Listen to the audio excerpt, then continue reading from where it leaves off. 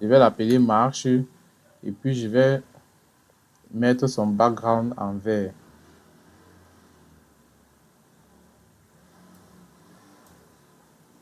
Donc, je vais venir sur propriété. Je passe sur l'apparence. Je mets d'abord ça en mode en solide. Je viens ici, je change donc la couleur du fond. Je mets la couleur verte. Ensuite, je vais augmenter la taille des caractères. Donc ici, je vais venir dévier la taille des caractères, par exemple, à 21.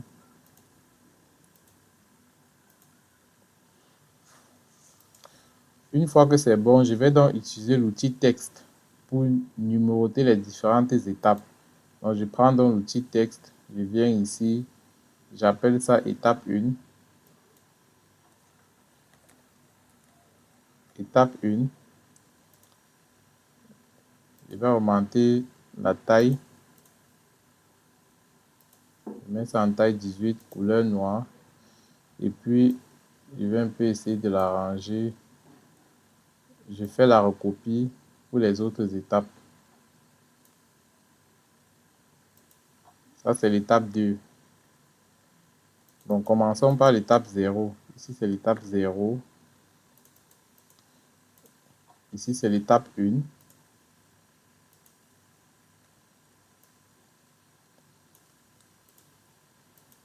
Ici, c'est l'étape 2.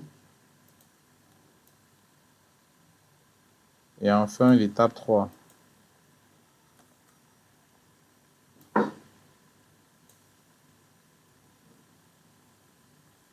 Donc, je vais essayer d'aligner ça verticalement. Je viens sur Align. Je sélectionne l'alignement vertical. Une fois que c'est fait, je vais essayer de décaler les différents voyants. Je vais un peu les décaler comme ceci. Décaler aussi légèrement les étapes. Ensuite, je vais essayer de faire l'alignement horizontal.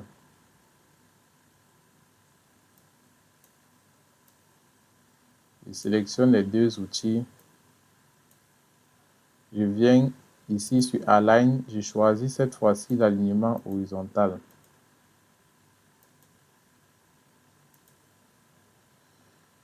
Je fais pareil avec l'étape 2.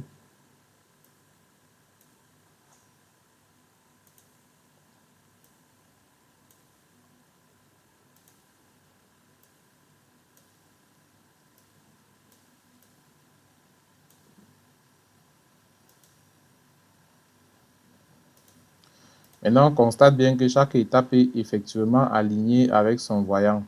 Donc, au niveau du graph-set, lorsque je vais cliquer sur le bouton marche, je vais effectivement constater que chaque voyant s'allume progressivement et au niveau de la tempo, le voyant va mettre une certaine temporisation d'allumage avant de passer à la prochaine étape ou alors à l'activation, à l'allumage du voyant de l'étape suivante.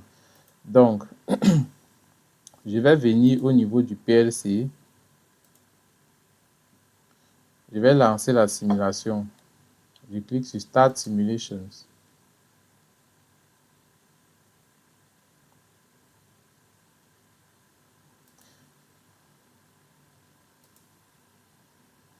Donc, avant de lancer la simulation, je me rassure que j'ai associé toutes les variables qu'il faut. La variable liée au bouton poussoir marche, je vais venir ici l'assigner dans l'événement. Je vais me rassurer que j'ai assigné la variable associée au bouton poussoir marche. Donc, je vais venir sur Event. Je me rends compte que je n'ai pas encore fait l'assignation des variables. Donc, je vais cliquer sur Press. Je vais dire que chaque fois que j'appuie sur le bouton marche, je vais setter le bit. Donc, il va passer à 1. Donc, ici, je vais aller chercher la variable M, qui est la variable associée au bouton poussoir marche. Donc, ici, je trouve M, je double-clique dessus. Et ici, je dis donc que chaque fois que je vais relâcher le bouton, le bit va passer à 0. Donc, je vais utiliser un reset bit et j'utilise toute la variable M pour faire l'assignation. Donc, je peux aussi créer une animation sur ce bouton marche. Je vais donc dire que je vais cliquer sur Appearance et je vais dire ceci. Chaque fois que j'appuie sur le bouton poussoir marche,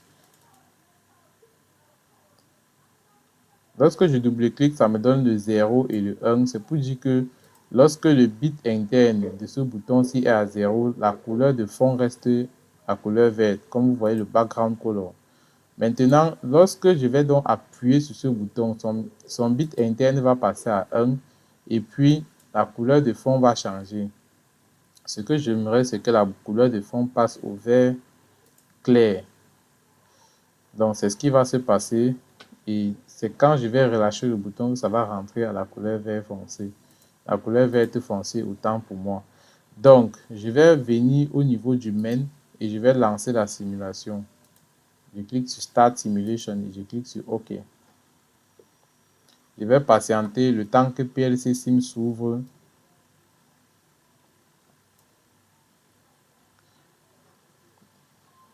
Ce petit rectangle avec le bouton Run, Stop, Pause et MRES, c'est ça qui matérialise PLC Sim. C'est le simulateur virtuel de TIA Portal. Donc ici, on me demande de choisir le module de communication. Une fois que j'ai fait, je vais cliquer sur Start Search. Donc, je vais démarrer la recherche.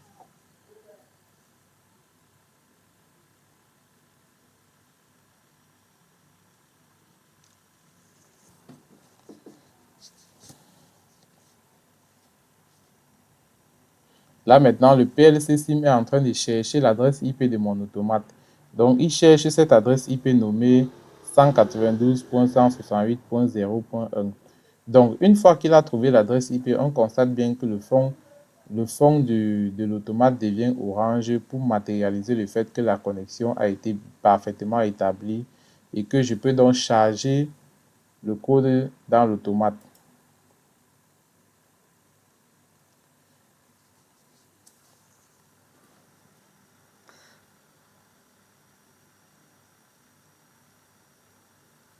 Mais alors, avant de charger un code dans l'automate doit toujours se rassurer d'abord que le code est effectivement bien écrit, qu'il n'y a pas d'erreur dans le code, parce que s'il y a une erreur dans le code, ça peut créer l'automate ou alors perturber son fonctionnement. Donc, c'est ça le rôle de la compilation. La compilation permet de vérifier les différentes erreurs qu'il y a dans le code pour permettre que l'automate puisse bien exécuter le code lorsqu'on l'aura chargé à l'intérieur. Donc, une fois que la compilation va finir, on va charger le code dans l'automate.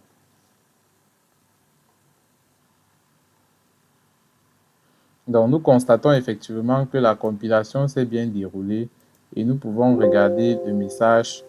Cette boîte, comment dirais-je? Sur ce petit rectangle en bas, nous avons généralement les messages d'erreur lors de la compilation. Chaque fois qu'il y a une erreur, on l'affiche ici en bas. Et maintenant, on nous témoigne que la compilation s'est bien effectuée et donc on peut charger donc, le code dans l'automate en cliquant sur Load.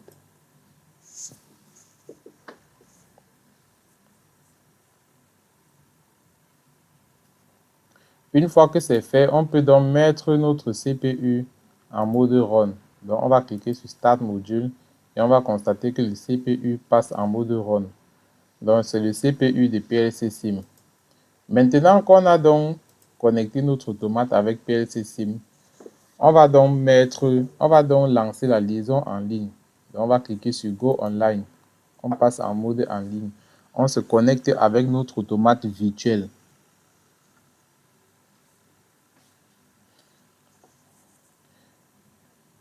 Lorsqu'on s'est connecté à l'automate virtuel, on constate effectivement qu'il y a des petits voyants verts ici à l'extrémité gauche. Ces petits voyants verts témoignent effectivement que la liaison en ligne s'est bien effectuée. Et donc, on clique sur ce petit bouton avec les lunettes en haut pour visualiser le code lors de la simulation. Donc, je suis dans le main. C'est ici que j'ai appelé le programme que j'ai écrit dans le FC. Je vais donc aller ouvrir le FC. Et je vais aussi activer la visualisation. Maintenant, vous et moi, nous constatons que maintenant, on constate effectivement que l'étape 0 est déjà active. Et souvenez-vous, je vous ai expliqué que l'étape 0 s'active dans l'OB Startup. Donc, je vais activer la visualisation de l'OB Startup. Et effectivement, on ne constate rien parce que l'OB Startup t'envoie juste l'impulsion. Dès qu'il t'envoie l'impulsion, il